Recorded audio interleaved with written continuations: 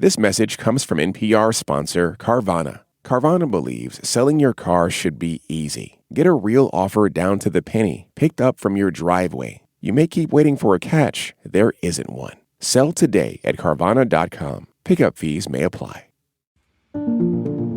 Hey, this is our final installment of Throughline's summer series, Hidden Histories, stories that will make you rethink how the world works. We hope you've been enjoying it. Over the past month, we've heard some pretty shadowy stories about things we celebrate in our daily lives, like the cartel that controlled the design of the light bulb. Check it out if you haven't listened yet. Today, the hidden and violent history of tech innovation, the quest to control one of the world's most precious natural resources, a resource we use every day when we pick up our smartphone.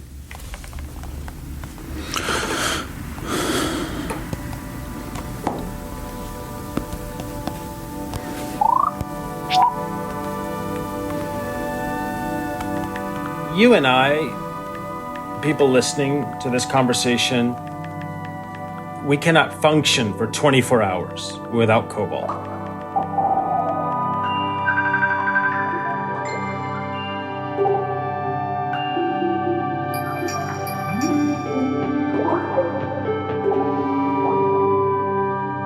Because it's in our smartphone, our tablet, our laptop, and our electric vehicles.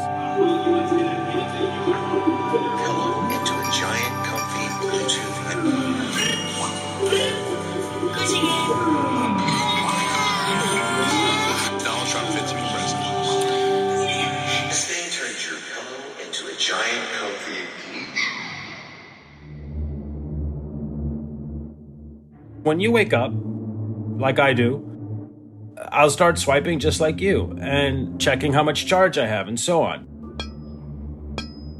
At that very moment, when you click over to social media, there'll be a mother with a baby strapped to her back. And she will be hacking at the earth under a scalding sun without any reprieve, trying to fill up a sack desperately, bent over, scrounging away, releasing toxic puffs of cobalt dust into her lungs and her baby's lungs. Because cobalt is toxic. And then she can eat, her baby can eat, her children can eat, her husband can eat, whoever it is, the family can eat that day. And their day is measured in kilos of cobalt. And that invariably flows up through the formal supply chain into our phones and stuff as we plug them in each day.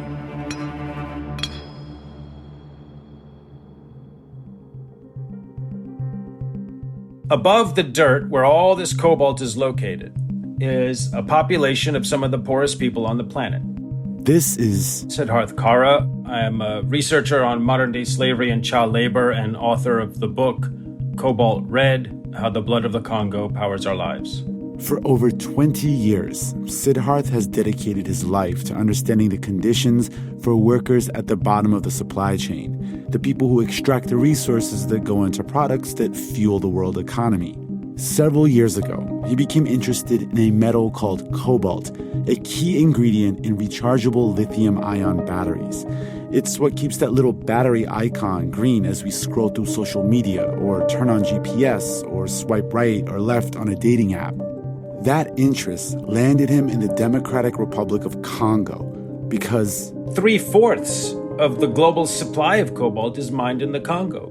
And most of that cobalt comes from a specific region of Congo called Katanga.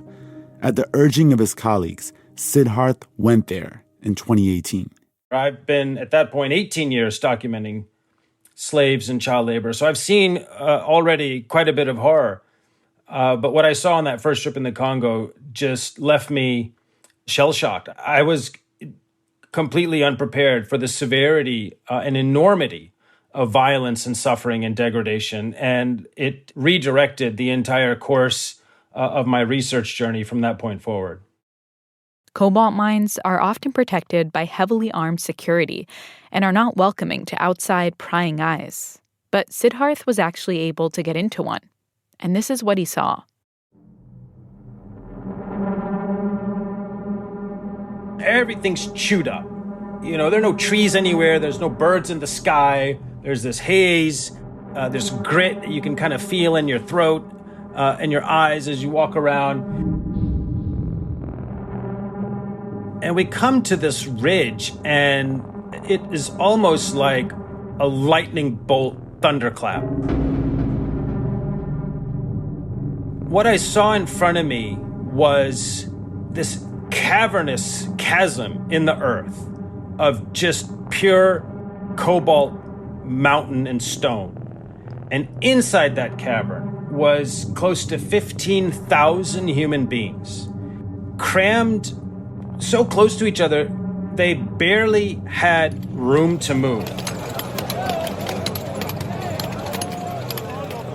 There was this thunderous clanking of metal on stone, mallets and rebar, hacking, all of this cacophony of voices and this toxic cloud of grit rising up from the pit.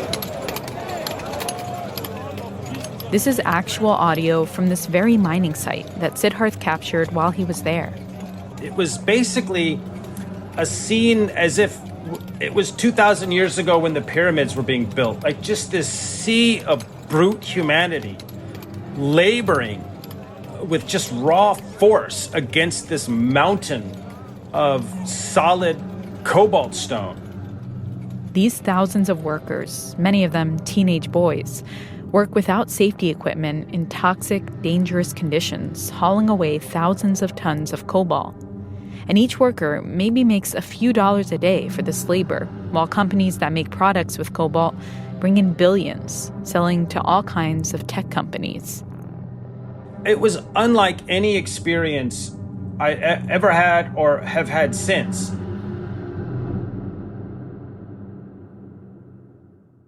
Cobalt mining hasn't only fueled our gadgets and machines. It's also a vital material in the creation of electric cars, a technology that many people hope will help in the fight against global climate change. The truth of the matter is, we are endeavoring to preserve our environment by destroying the environment in the heart of Africa. That doesn't make sense.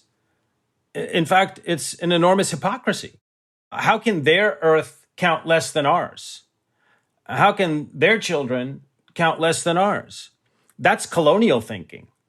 I mean, now we're dialing the moral clock back to the 17 and 1800s, where it was generally accepted that the people of Africa were worth less, and their environment and their resources are ours to pillage.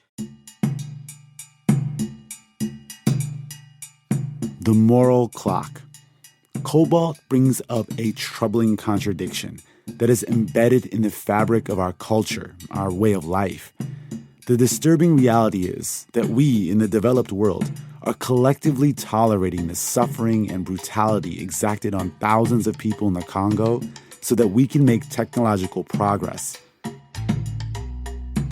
And as Siddharth said, this is something that goes back over 100 years.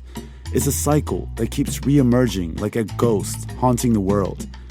In this episode of Throughline from NPR, we're going to explore the history of Congo's tragic role in the formation and development of the world economy and meet the people who fought to end the cycle.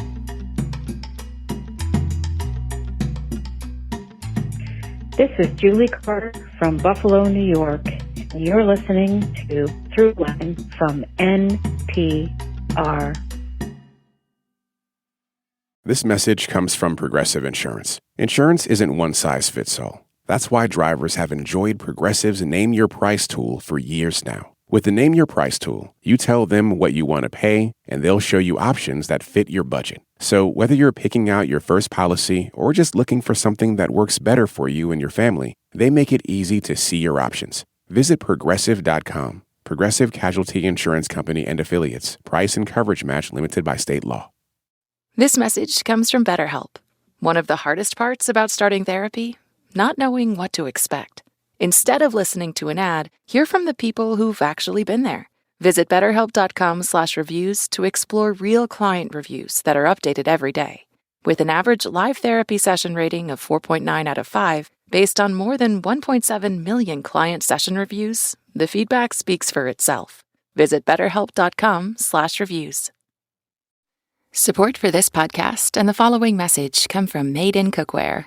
President and co-founder Jake Kalick shares the key ingredients that go into Made in products. We try to design products that are going to last you an incredibly long time. And to know that we're making this in places that take the raw materials seriously, take the manufacturing processes seriously, that's ultimately what's going to allow us to sleep better at night selling this product to you. Learn more about Made in Cookware at madeincookware.com. Part 1. The King and the Scramble.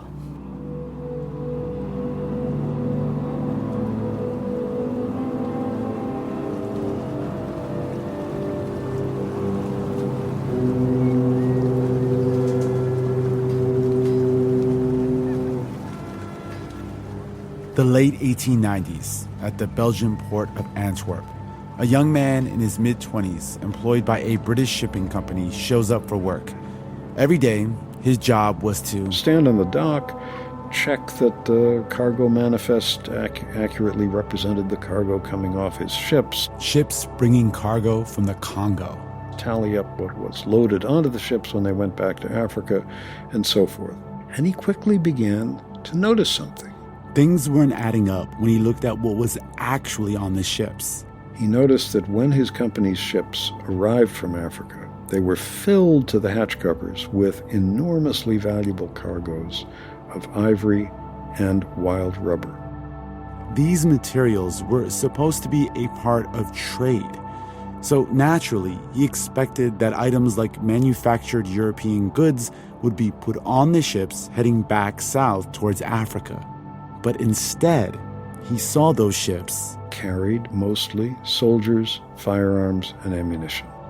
No trading goods were being sent to Africa. No merchandise was being exchanged for all these riches that were coming from Africa.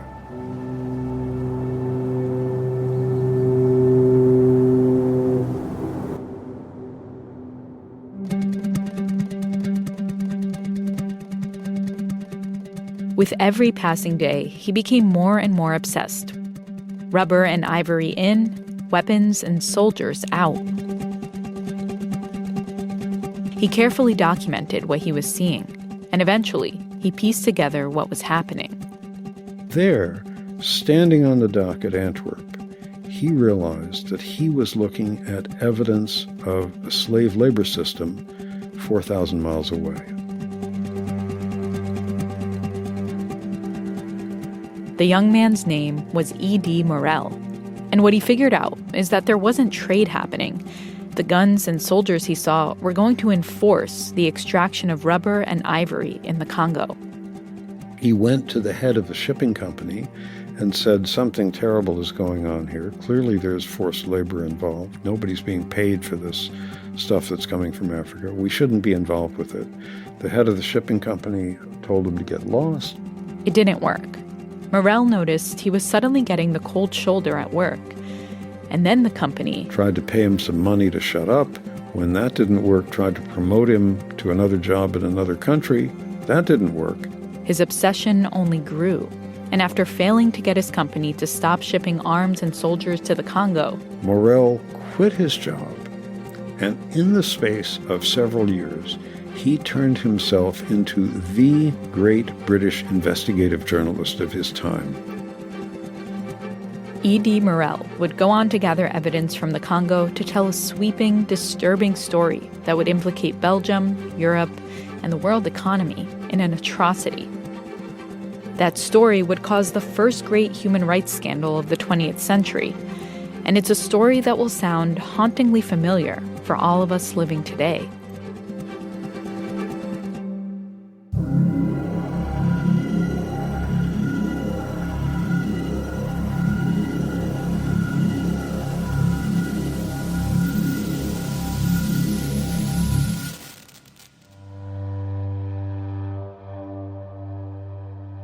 The 1800s were a time of great transition. Industrialization, railroads, automobiles, factories popping up everywhere. The modern international economy was in its infancy. But there was a fundamental imbalance, a contradiction. Many of the countries in what we now call the West, England, France, the United States, etc., didn't always have the natural resources, the raw materials to fuel their economies. Those resources were in faraway places, in South Asia, in Latin America, and in Africa.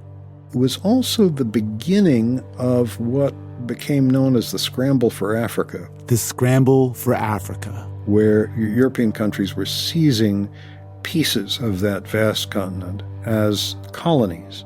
This is Adam Hochschild. I teach a class at the Graduate School of Journalism here in Berkeley, California, at UC Berkeley. He's the author of the award-winning book, King Leopold's Ghost, which is about the exploitation of what today is the Democratic Republic of Congo by King Leopold II of Belgium.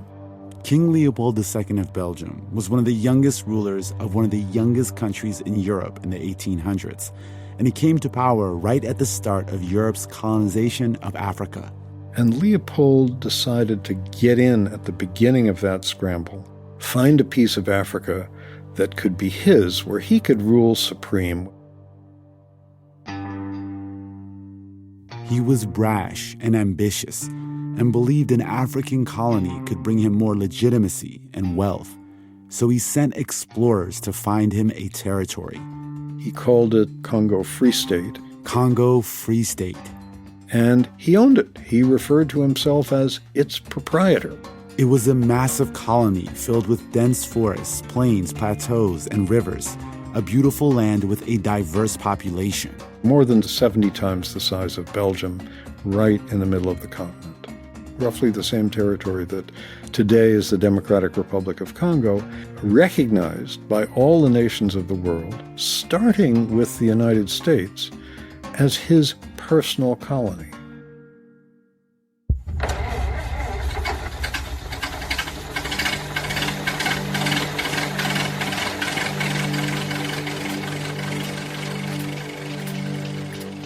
At almost the same time, the first automobile with an internal combustion engine was invented. A few years later, a Scottish inventor created the first inflatable rubber tire. The world had entered the age of the automobile. Everyone wanted a car, and demand for rubber tires increased exponentially.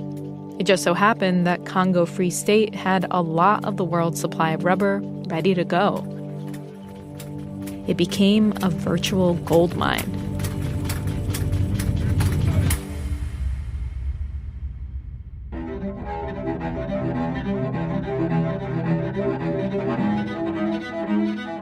And who would personally possess all this rubber? None other than King Leopold II. He was a big guy with a long beard that turned white as he grew older. Quite imposing and robust figure. He liked to be seen in full military uniform. He was apparently a very smooth-talking, charming guy. He spoke English, French, and German. You spoke one of those languages, he could talk to you in your own language. He was known for his huge appetite and frequent hookups with much younger women. He was very ambitious, and he was an absolute master of public relations. King Leopold wanted to be seen as a progressive figure, someone who was a champion of Western Christian values. So he tried to sell the international community on the idea that he was actually there in the Congo on a benevolent mission. Told everybody that he was in this totally for altruistic motives to spread Christianity, civilization, the benefits of commerce.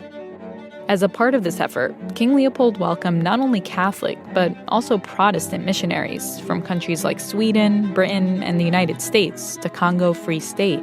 An unusual move for a Catholic king of a mostly Catholic country.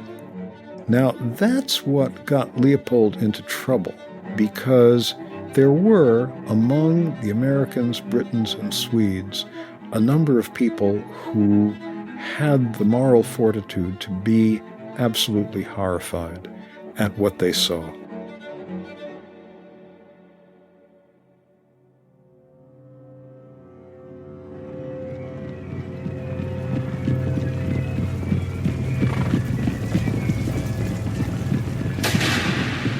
The missionaries say they're collecting evidence about the massacre. Mr. Vass says the whole country is pillaged and not a village left standing. In a radius of about 75 miles, there are probably over 50,000 people sleeping in the bush unsheltered. And we are in the midst of a rainy season. The state is a terror to everyone.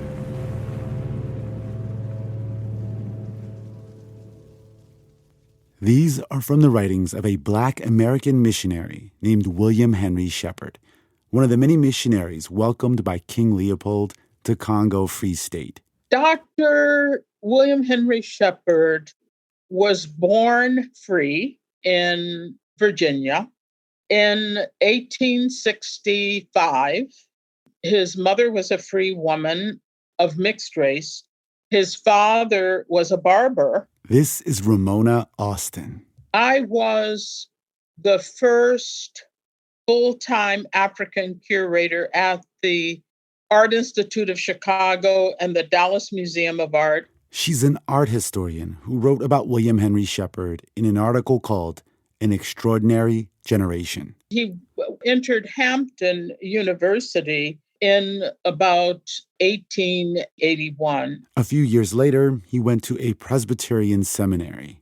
And from there, it took him about 2 years to be assigned as a missionary in Congo Free State. And this was during the era of Jim Crow in the South, a time when there were tremendously limited horizons for a Black person in the United States. And he wanted to go overseas as a missionary because he felt if he became a missionary, he could go somewhere, he could see the world, he could do things. And he was built for the traveler's life. And he was a great adventurer. He was a great huntsman. Shepherd was quite a remarkable man. He loved being in Africa. He thrived there. He was handsome. He was described as being someone who had a grace about him. He arrived in Congo in 1890. He settled in a part of the country where the Kuba people live. Kuba, also known as the Bakuba people. An African ethnic group that had not seen much of Europeans up to that point. Their traditional society was still intact. Shepherd was really the first outsider to reach the Kuba capital.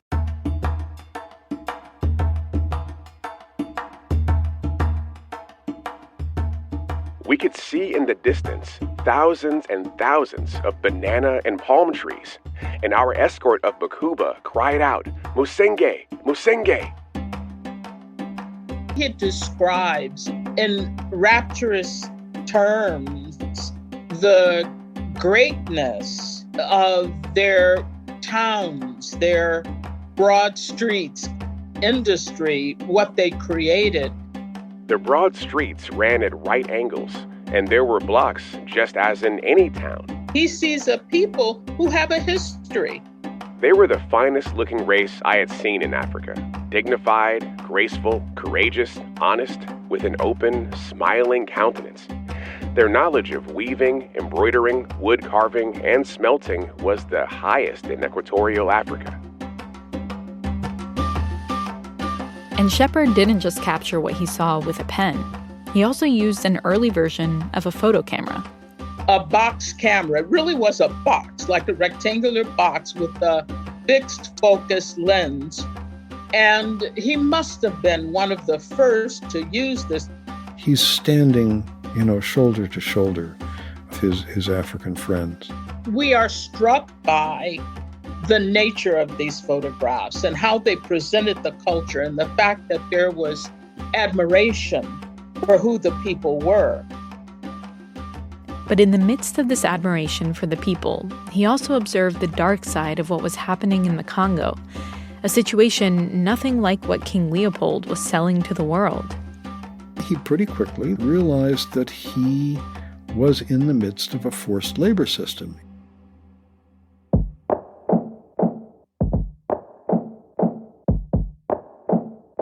Coming up, William Henry Shepherd, E.D. Morel, and the movement against King Leopold II.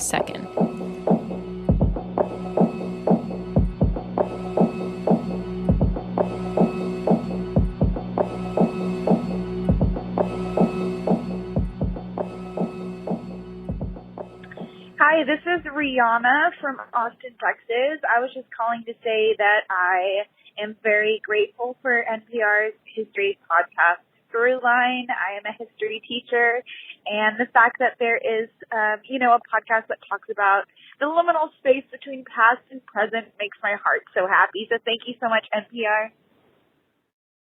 This message comes from NPR sponsor Carvana. Carvana makes car buying easy. 100% online, prices down to the penny, delivered to your door. Why make car buying hard when it could be easy? Visit Carvana.com today. Terms may apply. Support for this podcast and the following message come from Strawberry.me. Be honest. Are you happy with your job? Are you stuck in a job you've outgrown or never wanted in the first place? Are your reasons for staying really just excuses for not leaving? Let a career coach from Strawberry.me help you get unstuck. Discover the benefits of having a dedicated career coach in your corner and get 50% off your first coaching session at strawberry.me/NPR. Part 2. The Heart of Darkness.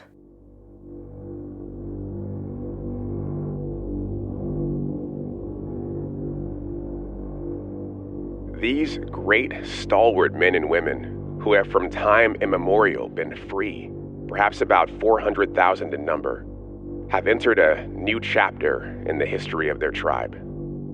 Only a few years ago, travelers through this country found them living in large homes, loving and living happily with their wives and children, one of the most prosperous and intelligent of all the African tribes. But within these last 3 years, how changed they are. Their farms are growing up in weeds and jungle. Their king is practically a slave. Their houses now are mostly half-built single rooms and are much neglected. Even their children cry for bread. Why this change? You have it in a few words. There are armed sentries of chartered trading companies who force the men and women to spend most of their days and nights in the forests making rubber. And the price they receive is so meager that they cannot live upon it. William Henry Shepherd saw with his own eyes what King Leopold was really doing in Congo Free State. He deployed this mercenary army to terrorize and enslave the Congolese people to gather rubber sap. This is Siddharth Kara again. And it was probably one of the greatest, meaning most horrific, episodes of colonial pillage and slavery in history. What Leopold's private army did is they would go into village after village. They would take the women of the village, hold them hostage, in order to force the men of each village to go into the rainforest and gather a monthly quota of wild rubber. And of course the women who were chained up as hostages, which could happen for days or even weeks out of each month, were abused, mistreated, often raped by Leopold's soldiers. William Henry Shepherd witnessed this kind of suffering firsthand with the Bakuba people. He documented it by shooting, with his camera, 3 men who were mutilated and one of the women. Leopold's army was composed of black African conscripts, people who were unwillingly conscripted into this army, and the white officers were always very suspicious of their soldiers because they knew they were there unwillingly. When they issued ammunition to them, a soldier had to prove that each bullet that he had fired had been used to kill somebody. And the way you did that was you cut a hand off the corpse and brought it back to show your commanding officer. However, sometimes the soldiers shot at somebody and missed, or they used a bullet to go hunting. In order to have that hand to show their officer, they would cut the hand off a living person. Shepard and other activists captured dozens of photos of Congolese men, women, and children with amputated hands. Slaughter, mutilation, enslavement, cannibalism, the darkest expression of human greed and violence. It made Leopold a huge amount of money, but it had an absolutely devastating effect on the Congo itself. Leopold and his terror squads depopulated the Congo by about 50%. Wow. It dropped from some 20 million people to some 10 million people.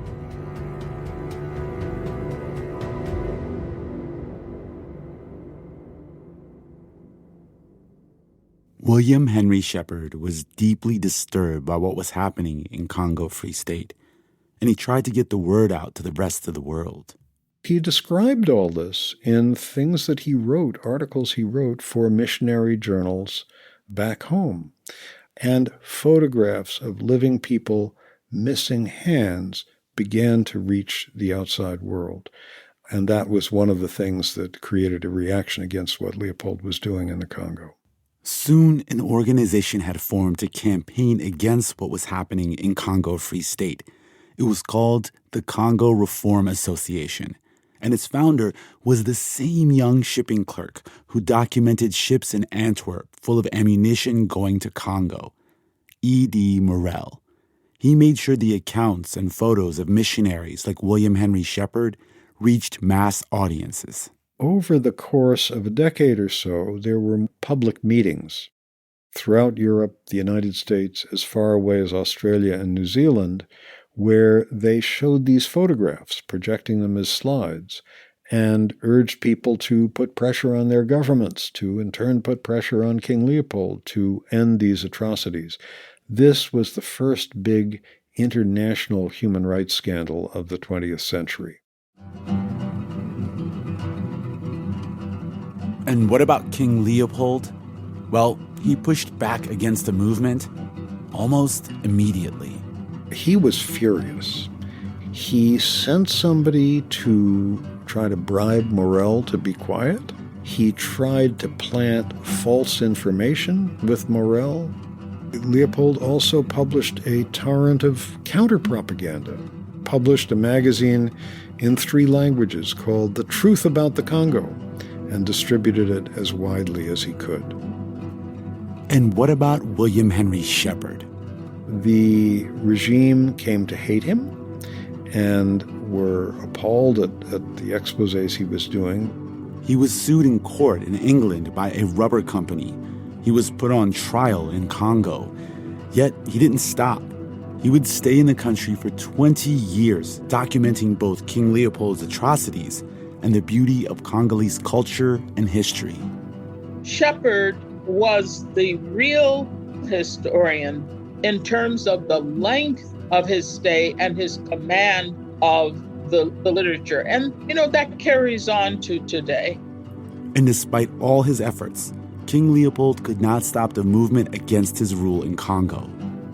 And there was increasing pressure on him to give up his personal control of the Congo. In 1908, King Leopold, then in his 70s, handed control of Congo Free State to the Belgian government, an epic victory over colonialism. But the reality is, very little justice was actually served for the people of Congo. So Leopold finally said, okay, I will give up my Congo to Belgium, but you, the Belgian government, are going to have to pay me for it. And believe it or not, they did. In fact, the model of colonialism that Leopold set up in Congo would be duplicated by German and French colonies in other parts of Africa, and the Belgian government would go on exploiting the resources of Congo for decades. But all of that would change in 1960.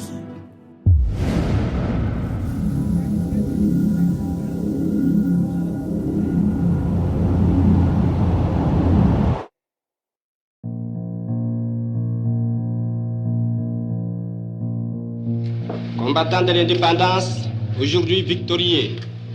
This is the voice of Patrice Lumumba, the first democratically elected prime minister of the Democratic Republic of Congo. mes amis, qui avaient lutté sans relâche à nos côtés. Here he is giving a speech on June 30th, 1960, at an event celebrating Congo's first Independence Day. It was broadcast throughout the country on radio. Que vous garderez ineffaçablement gravé dans vos cœurs. He's standing there wearing a well-fitting suit, a bow tie, and his iconic black browline glasses. He looks like a teacher whose class you never want to skip. The speech is blunt, clean, punchy. It criticizes European colonialism and spells out what a better future will look like for the Congo.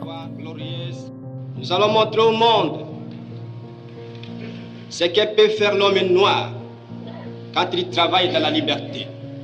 We shall show the world what the black man can do when working in liberty, and we shall make the Congo the pride of Africa. We shall see to it that the lands of our native country truly benefit its children. Profite véritablement à ses enfants. That last line, buried in the middle of his speech, is an idea at the center of what Patrice Lumumba was fighting for. The idea that Congo's resources, its land, should benefit its people before any other country.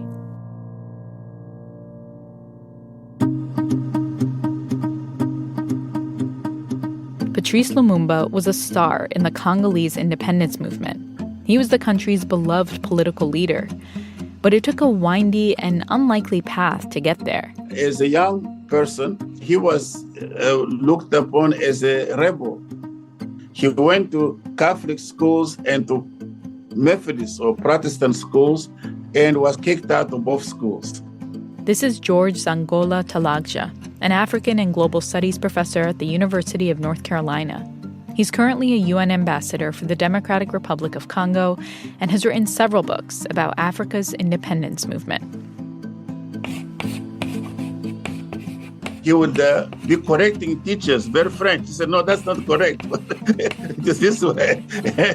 And he would correct them in history. They would say, so he said, no, that's not true. He was too much ahead of his time. Lumumba would have put his hands on any book that he found. He was basically a self-educated person. Lumumba left school, moved cities, bounced around, and worked various jobs and continued being an ardent reader. But in his early 20s, while he was on a trip to a neighboring French colony, things snapped into focus.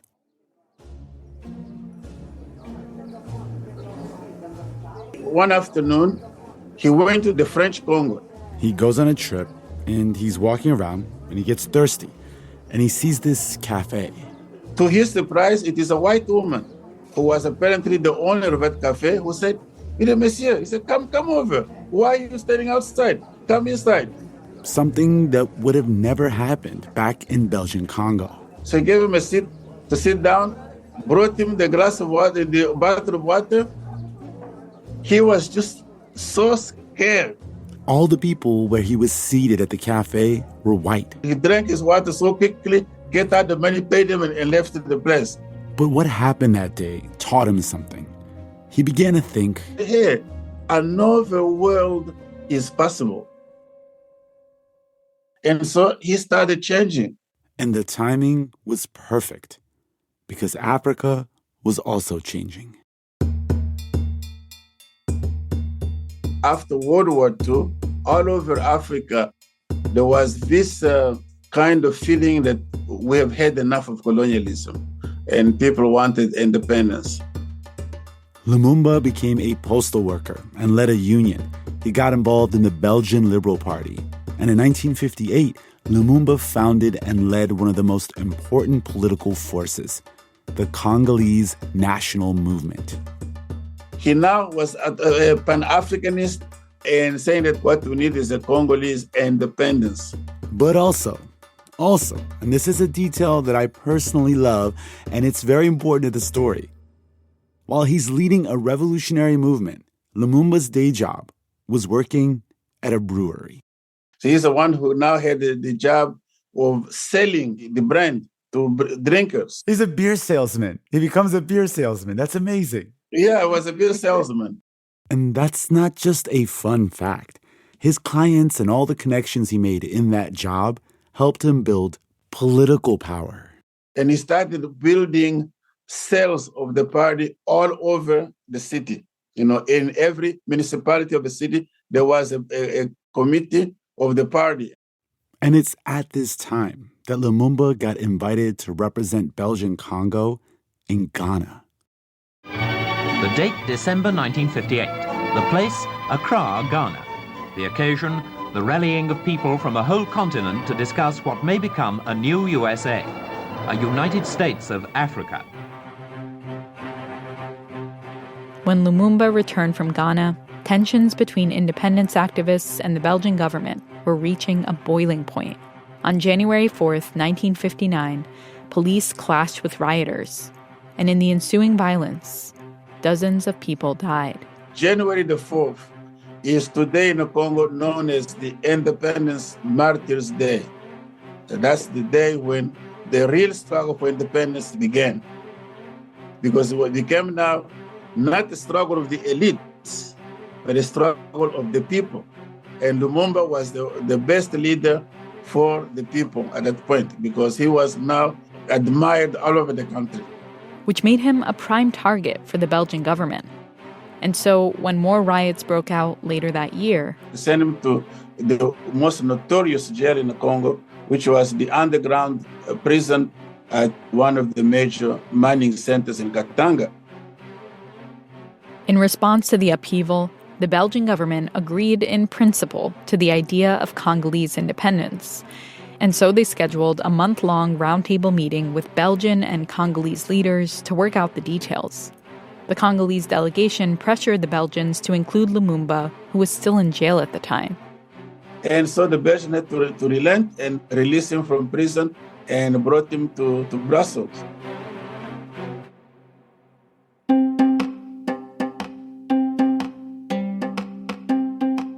Within days, the date for Congolese independence was announced. June 30th, 1960. The Congolese, they danced all night over it. They were very happy, but they didn't understand what was behind it.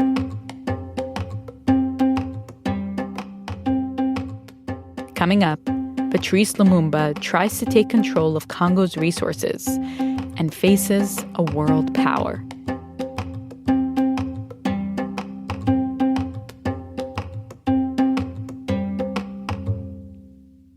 Hi there, this is Brian Tucker from Victoria, BC, Canada. Just recovering from COVID with the help of Throughline, and you're listening to Throughline. This message comes from Wise, the smart way to manage your money around the world. With Wise, you can send, spend, and receive money in over 40 currencies at the mid-market rate. Learn more at wise.com. T's and C's apply. Support for this podcast and the following message come from Strawberry.me. Be honest. Are you happy with your job? Are you stuck in a job you've outgrown or never wanted in the first place? Are your reasons for staying really just excuses for not leaving? Let a career coach from Strawberry.me help you get unstuck. Discover the benefits of having a dedicated career coach in your corner and get 50% off your first coaching session at strawberry.me/NPR. This message comes from Moises, the creative suite used by over 75 million musicians worldwide. Keep every idea, take, and version in one library from practice to the stage. One home for all your music. Moises, available on phone, tablet, and desktop. Part 3. The Master of Resources.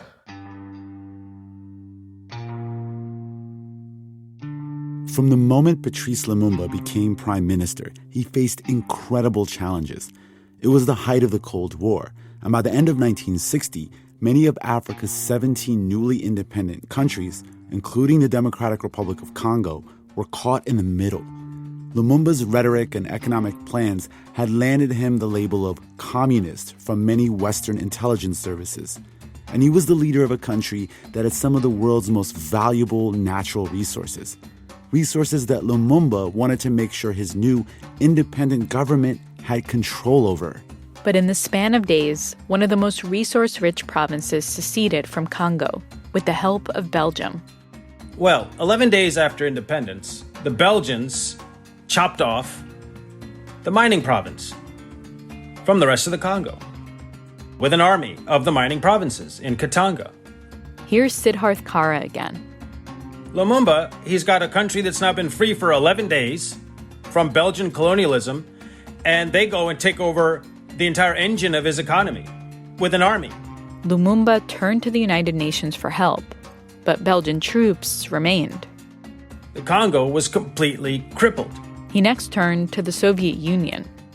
Well, the prospect that the Congo's enormous mineral treasures would flow towards the Soviet Union and not continue flowing to Europe and the West sent shivers down the spines of the neo-colonial powers in Western Europe and the United States.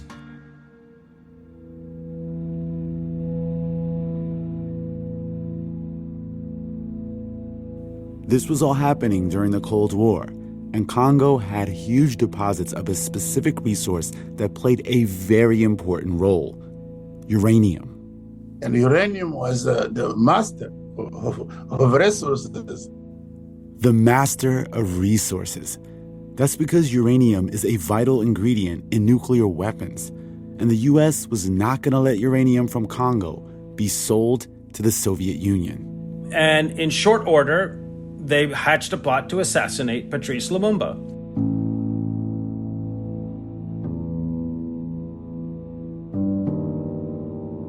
First, they were going to try and kill him with poisoned toothpaste.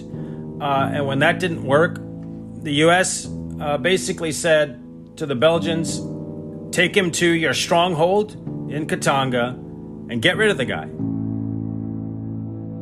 Lumumba was captured and flown to the Katanga capital. He was tortured. He was killed.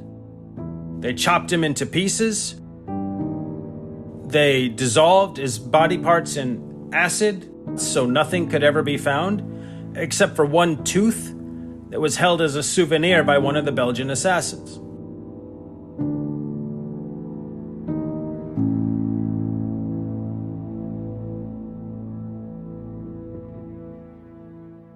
Lumumba was in power for only 2.5 months. The U.S. and Belgium then supported another Congolese leader, Joseph Mobutu. He would become a dictator that ruled the country with an iron fist. He changed the country's name to Zaire, and he would be friendly to Western business interests, especially when it came to natural resources. He would never sell uranium to the Soviet Union. Lumumba's assassination taught Africa a lesson. You either play ball or we'll chop you up and find someone who will.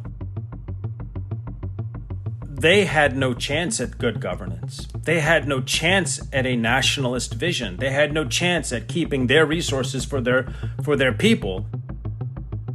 Foreign powers taught the Congolese people exactly the consequences of trying and aspiring for those aims, and the country's just been dogged by poor governance and corruption ever since.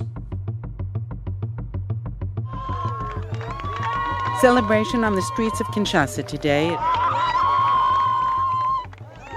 Rebel soldiers marched into the capital of Zaire today. After 3 decades, Mobutu Sese Seko had fled. The rebel leader, Laurent Kabila, declared himself head of state and gave Zaire a new name.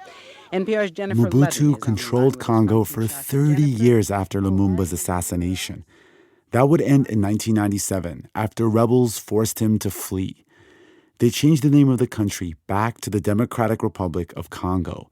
And right around the same time, another revolution was taking place, a technological revolution that would once again make Congo the center of the world economy.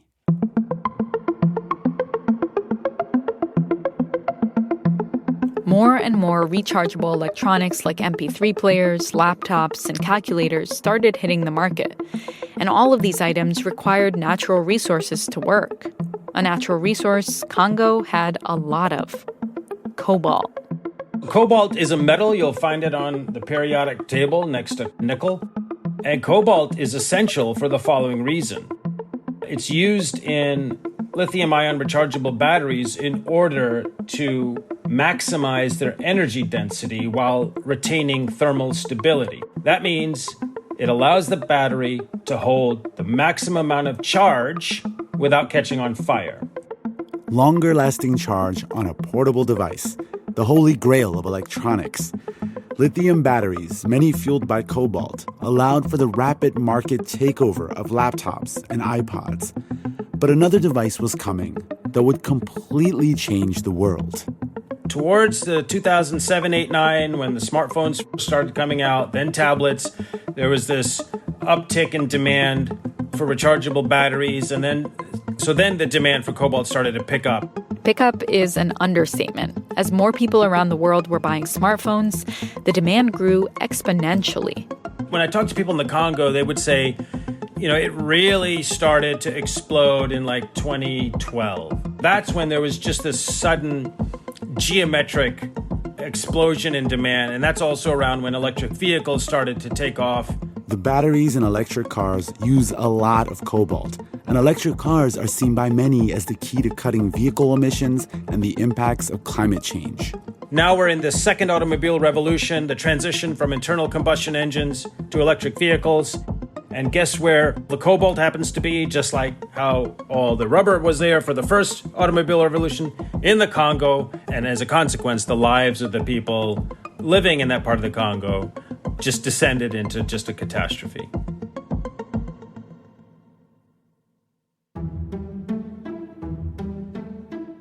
It is a catastrophe that carries the weight of the past.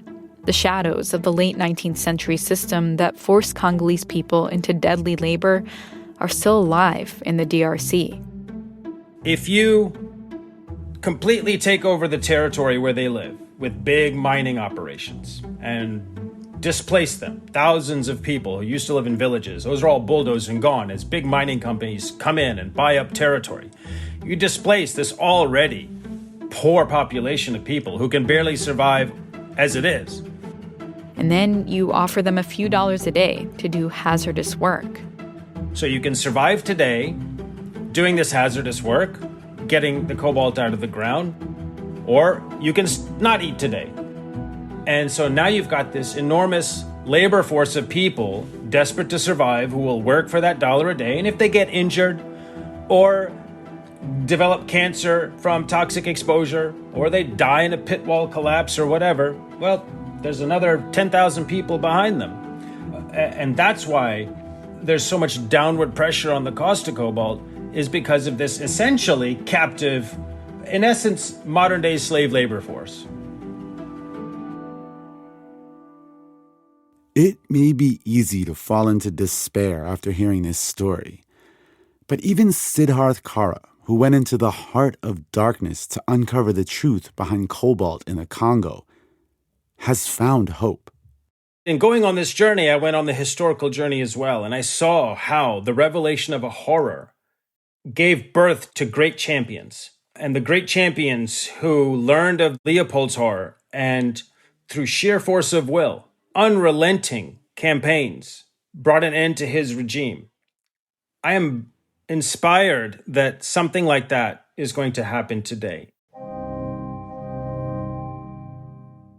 Every advancement we make as a human civilization is achieved in these leaps that are only born upon the revelation of a great horror. That's why I have hope. Despite all the horrors, despite the repetition, chapter and verse of this same economic pillage, I have hope that some great champions are going to write this truth down. They're going to start a campaign and achieve some measure of meaningful justice for the people in the heart of Africa. And then we'll start on from there to make progress moving forward.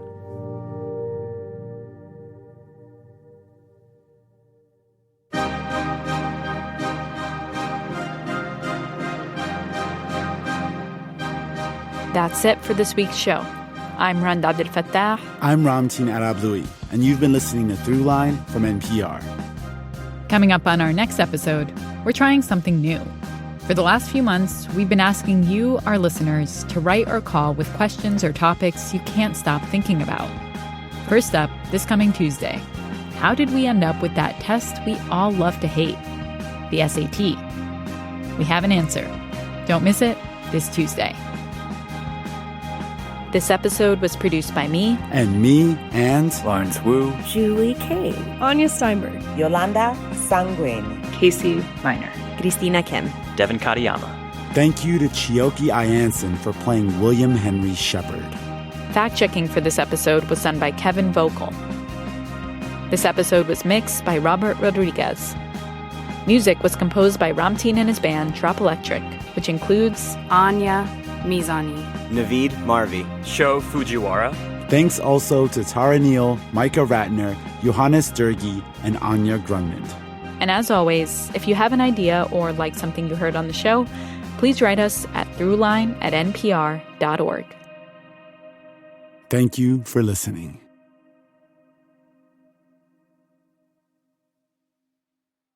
This message comes from Grainger. For the ones who get it done, Grainger offers the professional-grade products you need to get the job done. With fast delivery and access to technical product experts ready to help you meet any challenge. Call, click Grainger.com, or just stop by. This message comes from HomeServe. A burst pipe, a dead water heater, the AC calling it quits. Who do you call? HomeServe is an easy way to handle unexpected home repairs with plans covering stuff basic homeowners insurance usually won't. Instead of scrambling for a contractor, you make one call to get the repair process started. Join the millions of customers who trust HomeServe right now. Go to homeserve.com/podcast for 50% less your first year. Savings compared to renewal price, void in Florida. This message comes from Mattress Firm. Different sleep preferences? Mattress Firm's sleep experts can match you with a Tempur-Pedic Split King sleep system. Visit Mattress Firm's best sale of the year and save up to $1,400. Restrictions apply. See store for details.